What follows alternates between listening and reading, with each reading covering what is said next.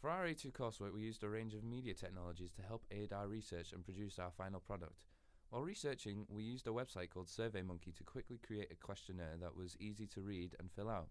We found this to be a much better way of collecting data, as in my first year I used a word processor to create the survey, and it presented itself with many issues as it was very slow to make and it wasn't very easy to fill out.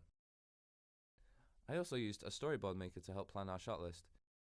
Although I didn't need a storyboard in AS, it was still an advancement from previous storyboarding as it was quick and easy to understand. There were a few limitations, however, as we could only create 6 boxes at a time without paying for a premium account, but it was good for what we needed. Wix was also a major technology we used. This is what we presented all of our work, research and planning on. We had used it in AS, so we were pretty familiar with how it worked, but it also allowed us to easily present our blog and coursework. In addition, we also used Prezi, not only to create visual maps to display our research, but when actually researching stuff, information was shown in this way. We used this as it made our blog stand out.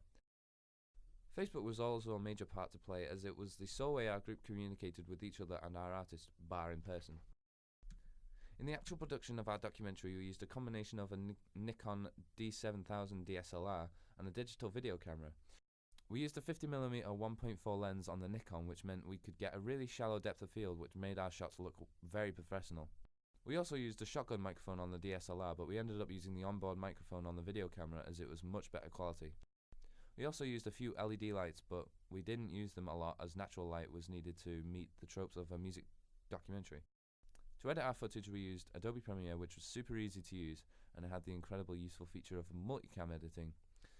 This just meant that once the footage from both cameras was imported and synced up using the spiking audio at the start, we could simply flip between camera views in real time and it would automatically edit it for us without having any human-made errors, which may have occurred if we had done it the conventional way.